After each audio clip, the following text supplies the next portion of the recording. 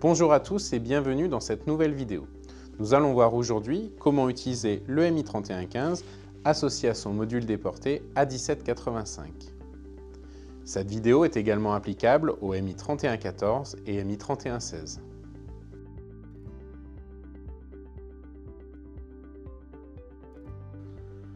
L'appairage entre le module déporté A1785 et MI3115 ou 3114 ou 3116 se fait très facilement.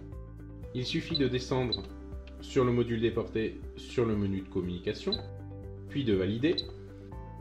Descendez ensuite sur le menu Scan Wi-Fi de manière à scanner tous les appareils à proximité.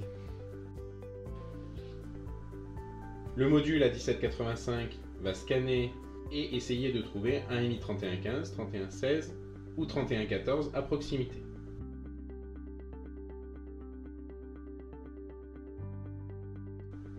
Ici, un appareil a été trouvé, il s'agit du MI3115.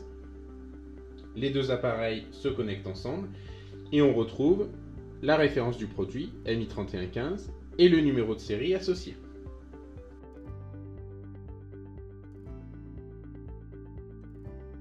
Nous allons voir ici comment entrer les caractéristiques d'un panneau photovoltaïque pour pouvoir faire les tests sur une installation. On vient dans les réglages généraux, on vient sur les modules PV et on a la possibilité ici de venir ajouter un nouveau module. On lui donne un nom ou le nom d'un client pour le retrouver plus facilement.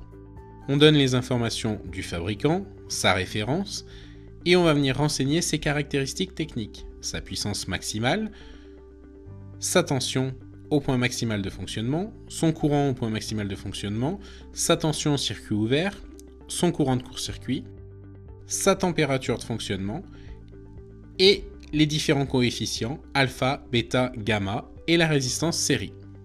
Une fois notre panneau créé, on a la possibilité, lorsqu'on accède au test, de venir le resélectionner, par exemple dans le test automatique, de venir dans les paramètres et de venir rappeler le panneau que l'on a créé préalablement et qui sera disponible dans la liste des modules.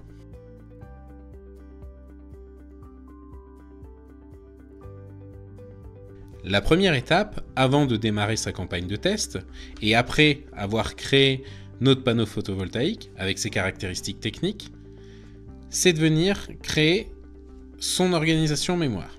Donc on accède au menu organisation mémoire, on va venir sélectionner le module des démonstrations et on va venir créer un nouvel espace de travail. Ce nouvel espace de travail, généralement, porte le nom du client.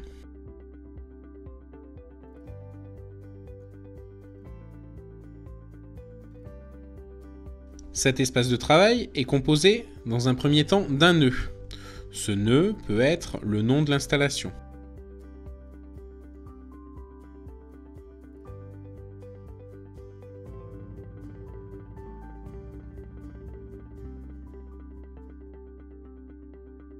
Sous ce nom d'installation, on va venir créer un objet.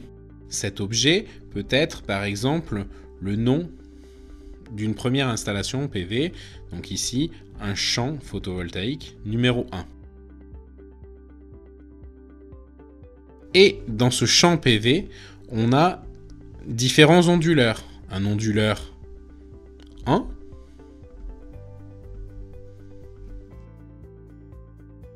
ainsi qu'un onduleur 2.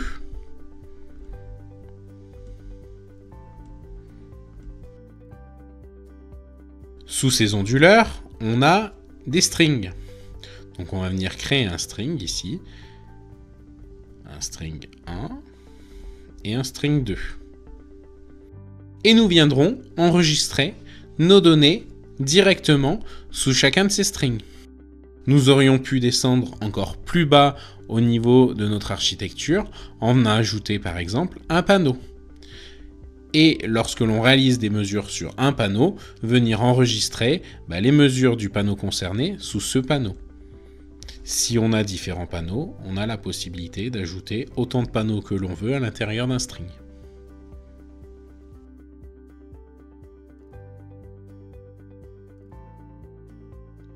Pour les données environnementales, les capteurs d'irradiation et de température sont connectés au module déporté A1785 via le schéma suivant.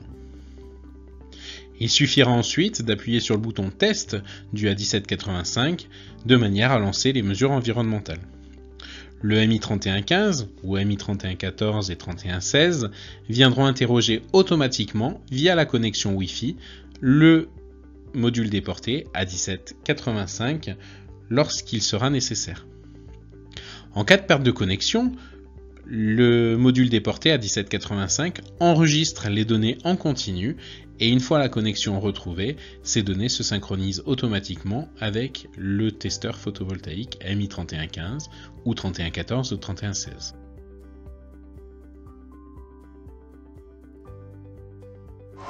Donc on accède au mode de continuité.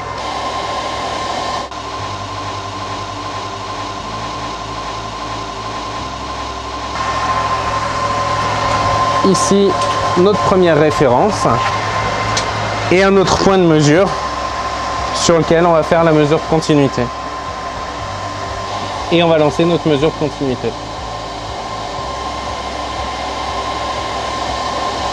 Et on enregistre le résultat dans la mémoire interne de l'appareil.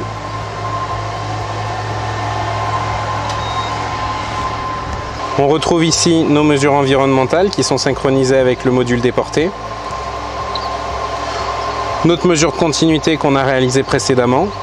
On va venir ici réaliser d'abord notre mesure d'isolement sur la totalité du string. Pour réaliser nos mesures, on prend notre point de terre, ici une tresse de terre. On relie le moins de notre string, le plus de notre string à l'appareil de mesure et on peut maintenant passer aux mesures. On a connecté ici notre string, plus, moins et la terre. On commence par une mesure entre le moins et le plus.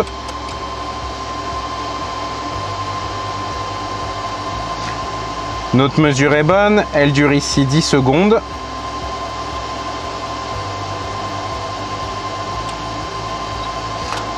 On peut enregistrer notre valeur sur notre string numéro 2.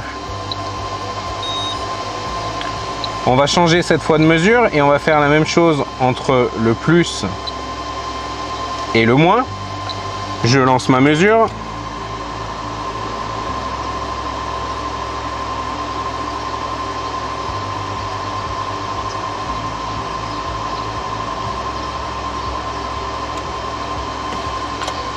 La valeur d'isolement au niveau de notre string est parfaite. J'enregistre ma valeur sur notre string numéro 2. Enfin, j'ai la possibilité avec cet appareil de mesurer instantanément mes 3 valeurs d'isolement. Plus, moins et la terre. Je lance ma mesure. Et je vérifie l'isolement, les différents isolements sur la totalité de mon string numéro 2.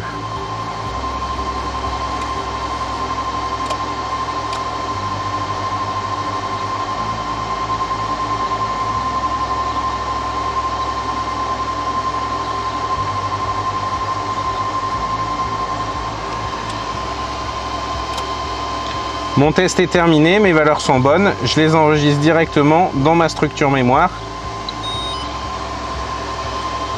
Et je vais maintenant passer aux mesures de tension en circuit ouvert et de courant de court-circuit. Je lance mon test, j'ai renseigné au préalable les différents paramètres, le nombre de modules, les caractéristiques du module. Ma mesure performe. Elle est considérée comme bonne. Ici, on retrouve notre valeur théorique, notre valeur mesurée et notre valeur nominale.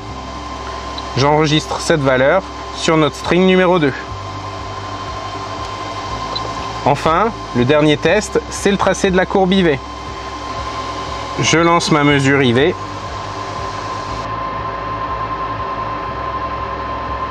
Et par rapport à mes caractéristiques de panneau, ma valeur est considérée comme bonne.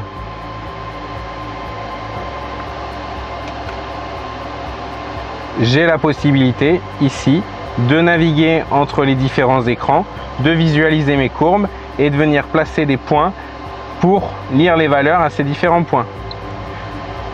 Je reviens en arrière, j'enregistre mes mesures au niveau de mon string numéro 2.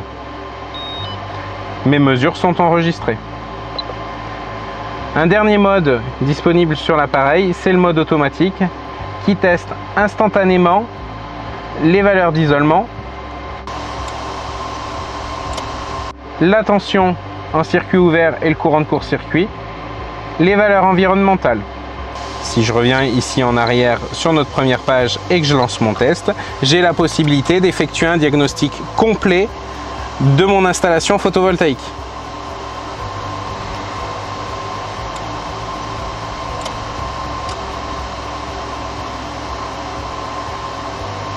On peut également sur l'installation réaliser des tests visuels qui nous permettent de valider si une installation a été correctement réalisée ou non, en venant cocher les différents points qui répondent à tout ce qui est listé au niveau de la norme.